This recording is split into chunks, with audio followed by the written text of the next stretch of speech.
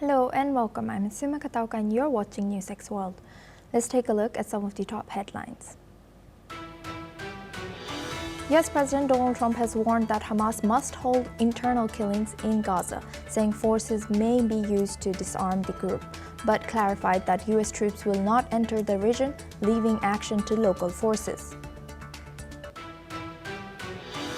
Hamas has reaffirmed commitment to the ceasefire with Israel and has said that it is working to return all remaining bodies of Israeli captives, but according to some local reports, Hamas claims that it cannot return the remaining hostages' bodies without equipment to clear the rubble.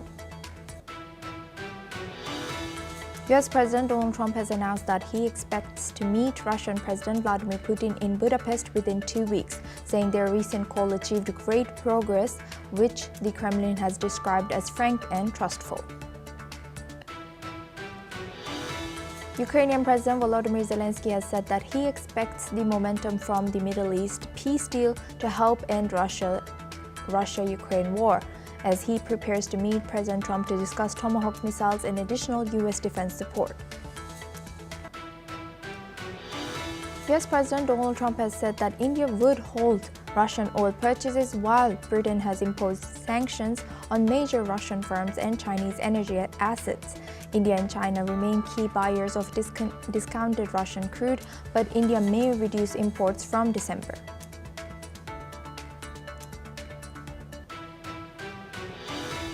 Iran's Supreme National Security Council Chief Ali Larijani has met with President Vladimir Putin in Moscow to discuss bilateral relations and cooperation, following the recent strategic partnership treaty between the two countries.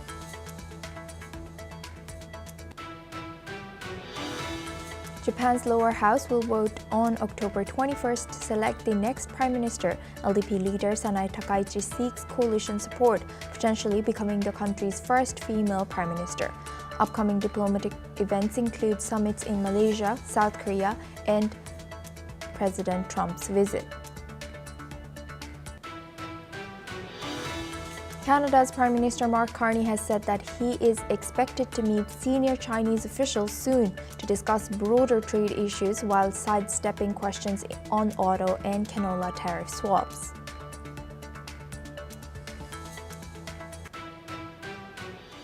Now we start from Ukraine and Russia. Ukrainian President Volodymyr Zelensky has met U.S. officials and defense firms in Washington earlier today, seeking additional military support amid escalating strikes with Russia.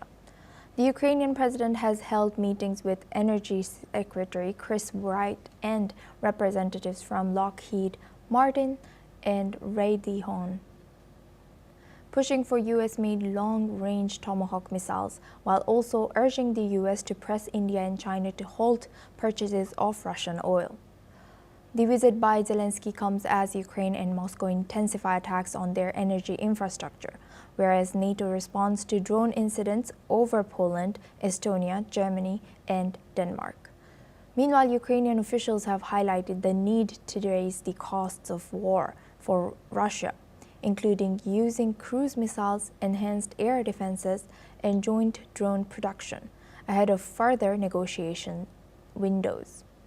Discussions also focus on sharing drone technology and finalizing what Ukraine calls a mega deal aimed at procurements worth up to $90 billion in U.S. weapons, while ensuring long-term defense coordination with U.S. partners.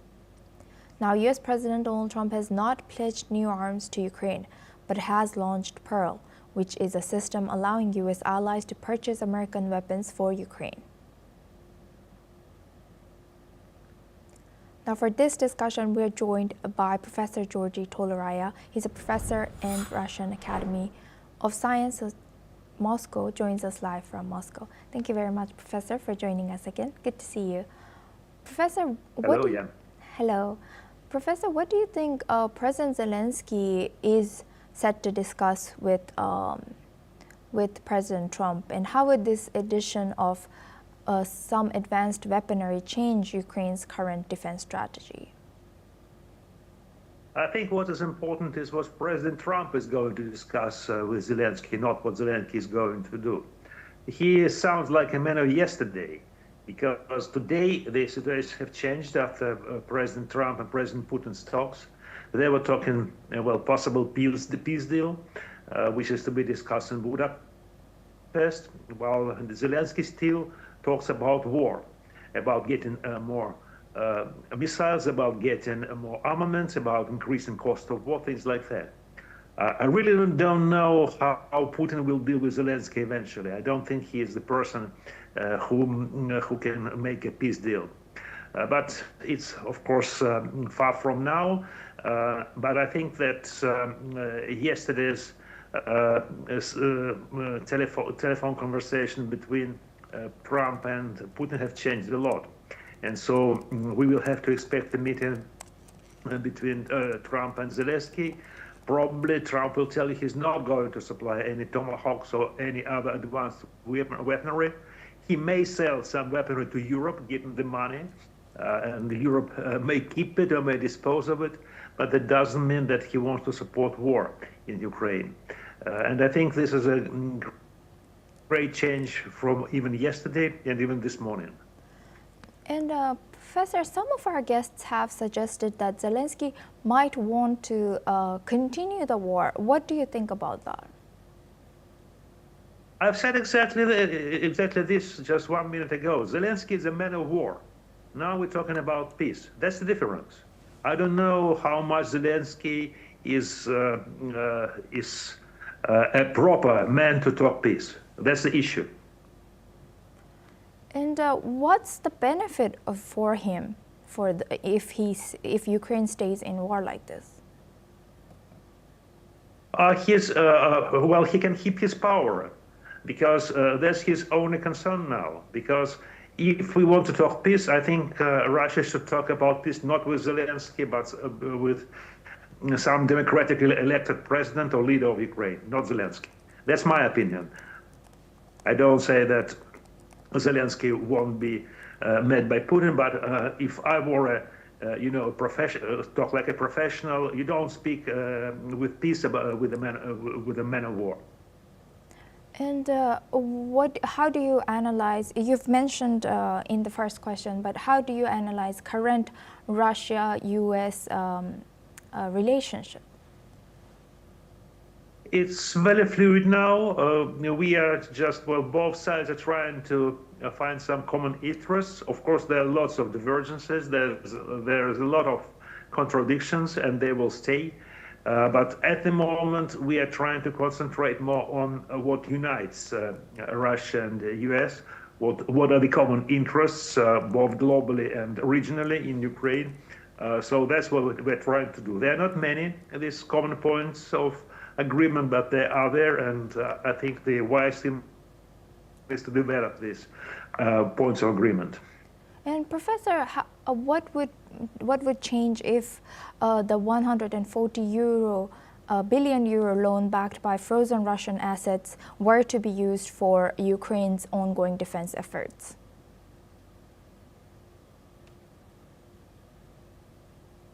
Well, I said that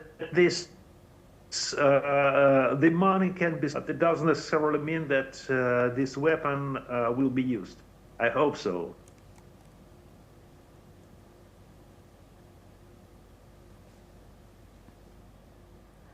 Now, thank you very much, Professor Georgi Toleraya, for joining us and sharing that insight. Now we move on to Africa. Colonel Michael Randrianirina has been sworn in as the new president of Madagascar.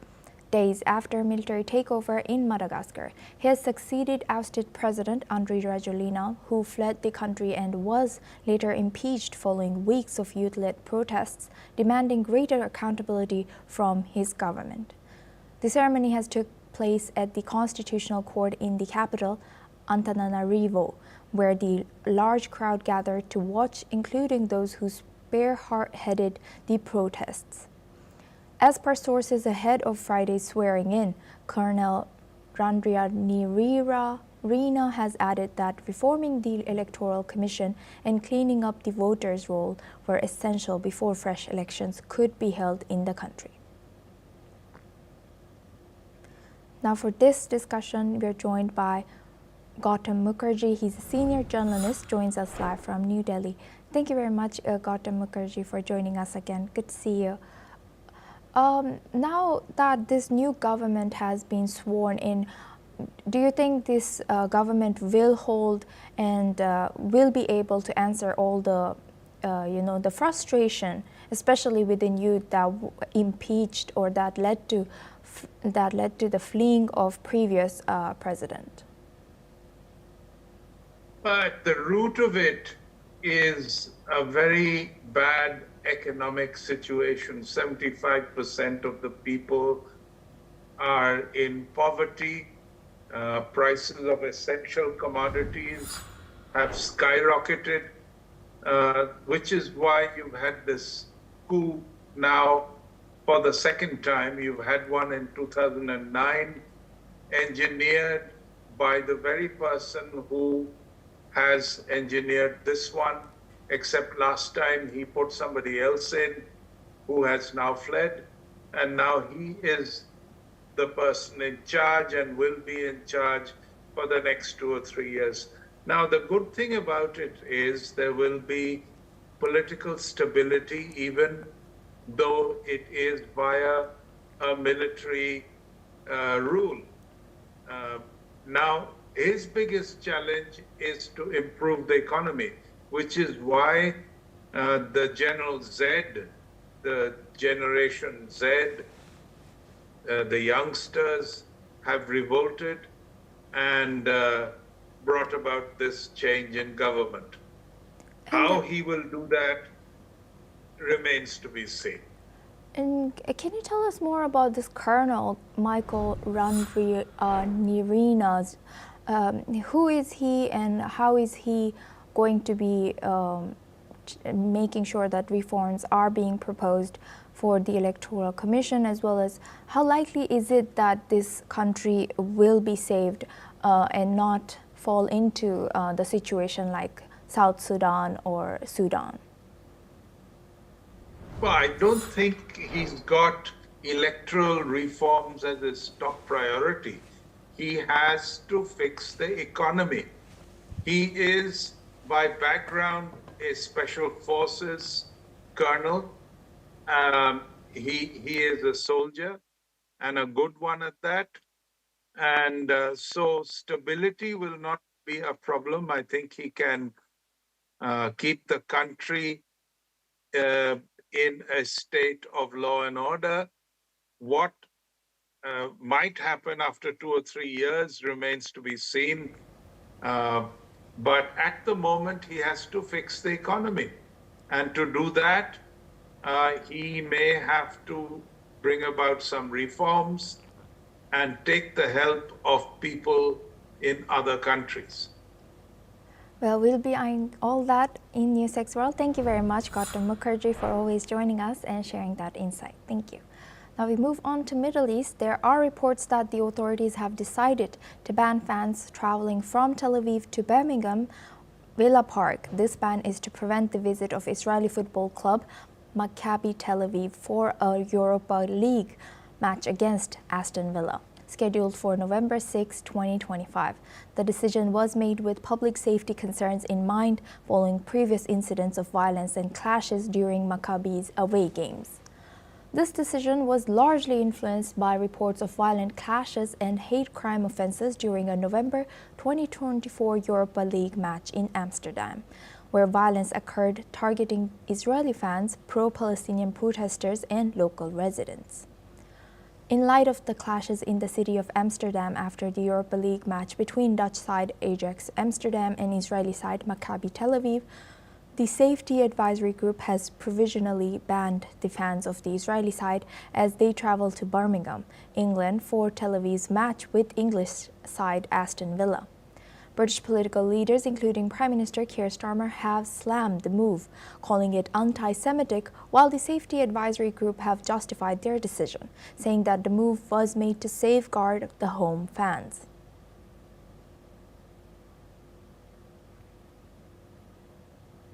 Now we move on to our next news. Pakistan has suffered a massive suicide attack today at a military camp in North Waziristan's Mir Ali district, near its border with Afghanistan, killing 7 soldiers. As per reports, the attack was carried out by suicide attackers linked to Tehreek-e-Taliban Pakistan. Militant violence in Pakistan has been a major irritant in its relationship with the Afghan Taliban, which has returned to power in Kabul after the departure of US-led forces in 2021. The latest conflict between the two countries was triggered after Islamabad demanded that Kabul rein in militants who had stepped up attacks in Pakistan, accusing them of operating from havens in Afghanistan. However, the Taliban denies the charges and accuses Pakistani military of spreading misinformation about Afghanistan, provoking border tensions as well as sheltering Daesh-linked militants to undermine its stability and sovereignty. Now for this discussion, we're joined by Fakhar Yousafzai. He's a Pakistani journalist, joins us live from Karachi. Thank you very much for joining us. Welcome to NewsX World. What more can you tell us about this situation, and how has the resurgence of militant violence, particularly in tribal regions in Pakistan, affected public sentiment and civilian life in those areas? Thank you very much, and good afternoon to all of you. Actually, this situation is not created right now or in the recent past.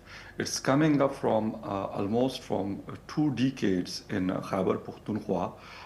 But that time the situation was in the limited area of some border districts or some border areas. But right now, as we've seen this situation which is escalating, which is increasing attacks on the military forces on daily basis. As you mentioned, the today attack in the Dahi port in Mir Ali, North Waziristan, the news is coming from there that militants or might be possible the TLP attack on that port with the explosive car. And after that, they have entered there, and I think so. The unconfirmed news coming from there that the 7 security forces have lost their lives. But this type of news and this type of situation Pakistan are facing from last couple of years, especially from June 2024 to up to October 2025, and in last 2 or 3 months, Pakistan have lost almost 274 military officers in 1 month, which is alarming, of course, but as well as the sentiment of the people, local people who's living there. Of course, they want peace on their lands. But for that, as we have seen so many times that during the operation, they have lost their properties, they have lost their lives. These are the laymen, the civilian people who's living. They're not the part of the TTP or not the part of the military forces. But of course, that is the land that place is the native area of those, especially in Bajawar. We have seen in North-South Waziristan. We have seen that in Awrakzai. We have seen that in Tira Valley.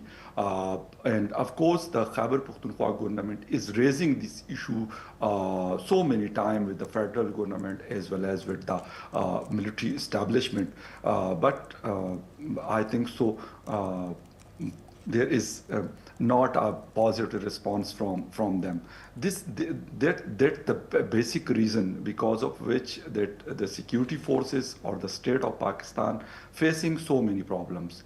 Of course, this is not an easy war for anyone, not only for Pakistan, for anyone. This is a very tough situation. This is a very crucial war, and this is the guerrilla type war. Of course, the people, the TTP people, not the different one who's attacking the military installation or the convoys or the military officers. But I think so. Pakistan have fueled that. After the airstrike in Kabul last week, after that the situation is worst, I will say that. And the aggression from Kabul the anger in the people of Afghanistan. We have seen in all over the country. And of course, the Emarat Islami, the Taliban government is also want to respond to Pakistan, and they are responding. Therefore, the situation is, I think so, very crucial from two fronts. Internally from TTP and externally from the Afghan forces. Therefore, for the military forces, it's a very tough situation. And building on that, given the Taliban's denial of harboring these militants and counter accusations by Pakistan, what evidence does Pakistan have to support these claims that TTP militants are operating from Afghan soil with the Afghan Taliban's knowledge or support?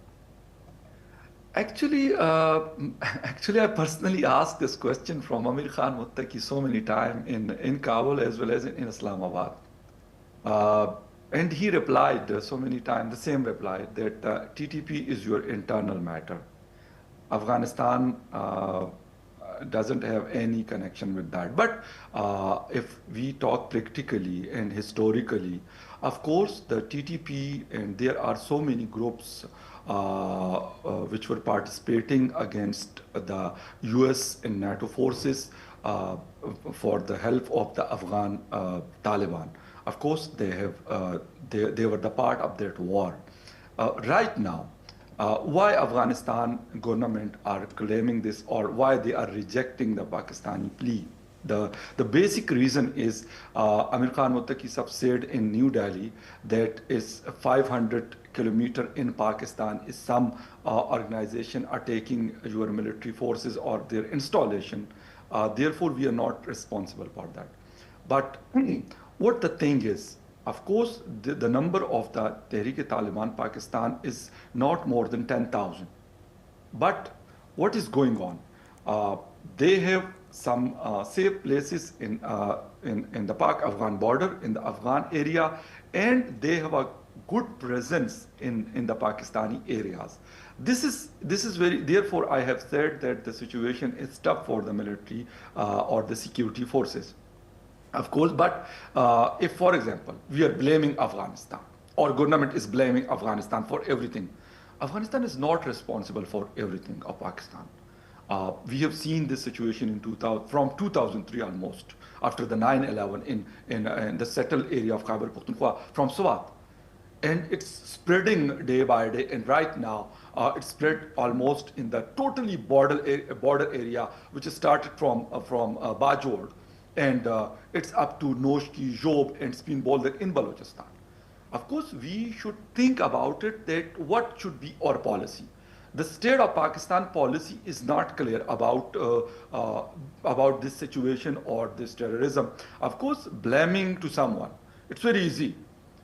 But this is, I think so, we need to make a house in order of Pakistan. This is very important for us. If we will successful in this, of course we can cope up with the people who's coming from the Afghan soil and attacking the forces or their installation. Of course, the military forces will be able to cope up with them.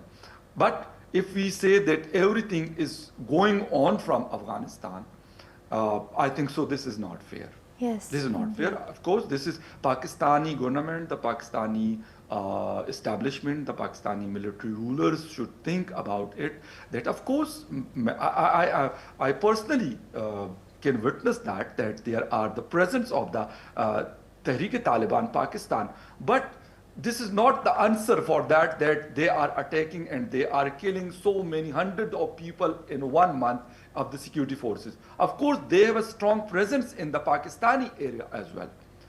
First of all, we should operate against them, and after that, we should think about those people who's coming from Afghanistan, and we should secure the proper security of our border, which is not easy. That is a 26 or 2700 kilometer border we are sharing with Afghanistan. But of course, this is badly needed that we should go for that. Right. Thank you very much for joining us, Fakhar Yousafzai, and sharing that insight as a Pakistani journalist. Now we move on to our next news. Russian oil remains a major sticking point in U.S.-India trade talks. A White House official has said that India has halved its Russian oil imports, but Indian sources deny any immediate cuts, with imports expected to rise in the short term. President Donald Trump has claimed Prime Minister Narendra Modi has promised to stop buying Russian oil, while India's foreign ministry has said that it was unaware of such a conversation. India's oil minister has requested data from refiners on Russian oil imports to monitor this situation. President Trump's administration has said that Russia uses oil revenue to fund the war with Ukraine and links India's purchases to his tariffs on Indian goods. India has committed to boost U.S. energy purchases, targeting $25 billion annually, with plans to increase liquefied petroleum gas imports from the U.S. to reduce the bilateral trade surplus as well. Now, Kremlin spokesperson Dmitry Peskov has stated that Russia remains confident in its energy partnership with India and can offer cheaper oil supplies to countries under U.S. pressure. Now we move on to our next news. Hungary's Prime Minister Viktor Orban has announced that he would hold talks with Russian President Vladimir Putin as Budapest prepares to host the upcoming summit between Putin and U.S. President Donald Trump. The supposed meeting aims to discuss steps towards ending the war with Ukraine, with Orban positioning Hungary as a key pro-peace location in Europe. Moreover, Orban has said that the Hungarian government has emphasized that Hungary has consistently advocated for peace since the start of Russia-Ukraine war. Orban has further added that Hungary has refused to supply Ukraine with weapons or allow transfers across its borders, threatening to veto certain EU sanctions against Moscow and holding up funding packages to Kyiv. Let's listen in. És Putyin elnök úrral pedig ma reggel, ma délelőtt során fogok majd beszélni. És ránéztek a térképre, és megnézték a vezetőket, akkor az hamar kiviláglik, hogy Budapest lényegében az egyetlen hely ma Európában, ahol egy ilyen találkozót meg lehet tartani. Now we move on to our next news. Mongolian Prime Minister Gombojav Zandan-Shantar has stepped down after losing support of the country's parliament, vacating the pivotal role after taking office just 4 months ago. Lawmakers have voted the dismissal of Zandan-Shantar, a former foreign minister and parliamentary speaker.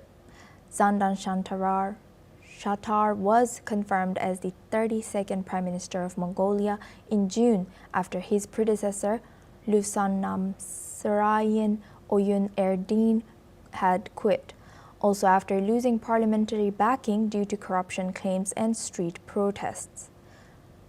Ukhna Kurelsuk, Mongolia's head of state and president since 2021, is expected to nominate the next prime minister, who would require the approval of the state Great Khural or parliament.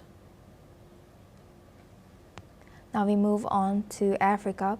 Kenyan President William Ruto, along with officials and citizens, paid their last respects to opposition leader Raila Odinga at the Parliament building in Nairobi. Thousands have gathered at the Nyayo National Stadium for his state funeral, with tight security after deadly clashes during the body viewing ceremony that has left 3 people dead. Odinga has passed away in India at the age of 80 while receiving medical treatment. Regional leaders from Somalia and Ethiopia were among those attending this service, honoring a founding figure in Kenya's multi-party democracy. Odinga is Kenya's long-time opposition leader, running for president 5 times and alleging vote manipulation in each election. His body will be taken to Kisumu, his political stronghold, before being buried on Sunday at his farm in Bondo. The family has requested a quick burial and a 7-day period of mourning has been declared. That's a wrap on the World Report. Keep watching NewsX World for more news updates.